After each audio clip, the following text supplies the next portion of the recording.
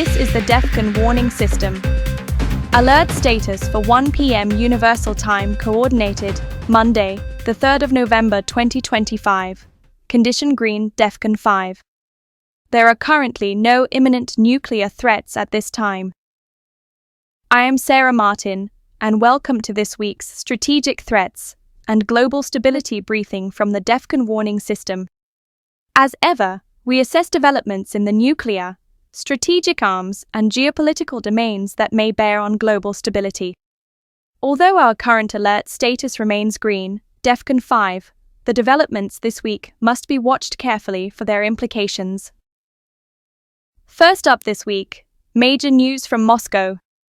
According to reporting by the Kiev Independent and other outlets, Russia has formally withdrawn from the 2000 bilateral agreement with United States, known as the Plutonium Management and Disposition Agreement, PMDA.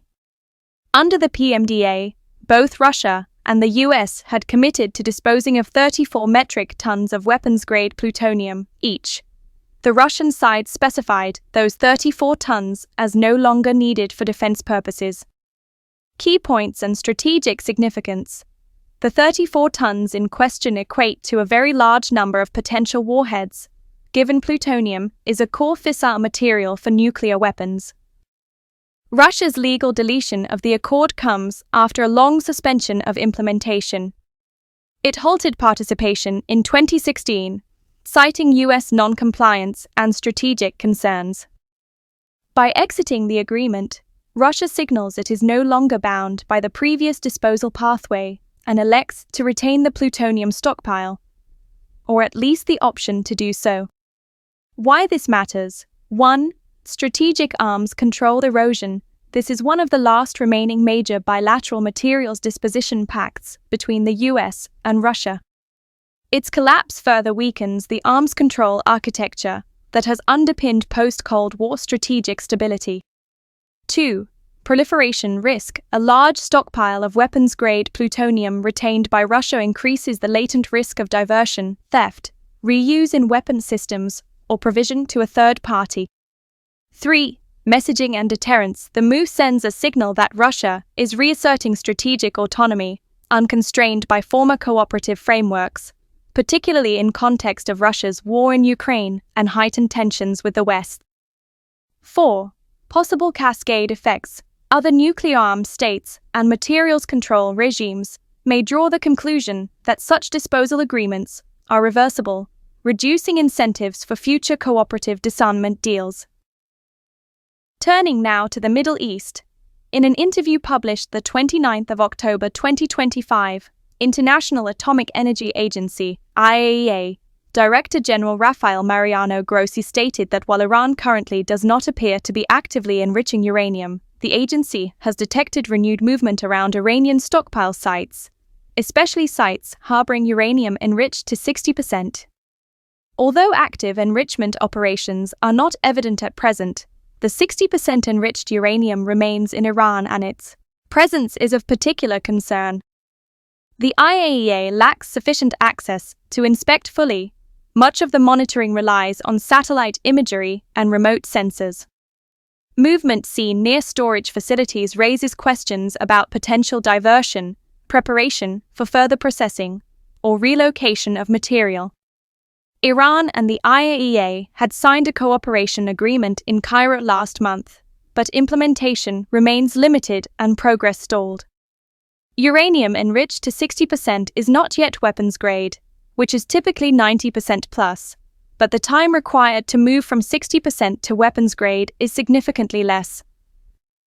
The presence of such material thus shortens any breakout time. The restricted access for inspectors and reliance on remote imagery means gaps in assurance. If movement is occurring near stockpiles, then diversion, shielding, or reprocessing are possible risk pathways. Iran's nuclear program is deeply entangled with regional tensions, Israel, Gulf states, US. Any step towards weaponization would likely trigger escalation and proliferation cascades. The IAEA's ability to monitor and certify peaceful use is challenged. If such verification fails, the Nuclear Non-Proliferation Regime, NPT, credibility is weakened. Another noteworthy development: in the past few days, the US and China have agreed to establish new military-to-military channels to deconflict operations in the Asia-Pacific region. Al Jazeera Plus One simultaneously, Chinese authorities denied allegations made by President Trump that China had been secretly conducting nuclear weapons tests, reaffirming Beijing's adherence to the moratorium on full-scale nuclear testing.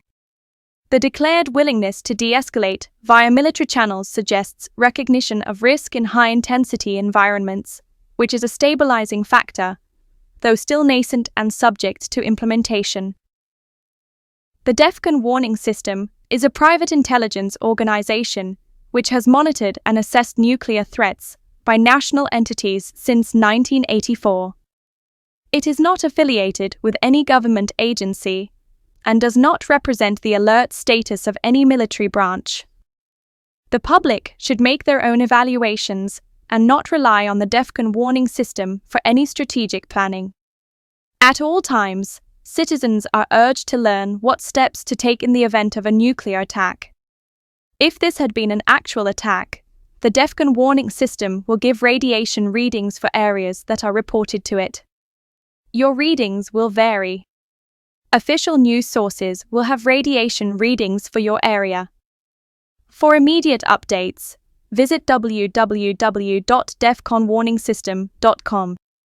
Breaking news and important information can be found on the DEFCON Warning System Community Forum and on the DEFCON Twitter feed DEFCON WS Alerts. You may also subscribe to the DEFCON Warning System mailing list. Note that Twitter updates may be subject to delays. The next scheduled update is 1 p.m., the 10th of November 2025. Additional updates will be made as the situation warrants, with more frequent updates at higher alert levels. This concludes this report of the DEFCON warning system.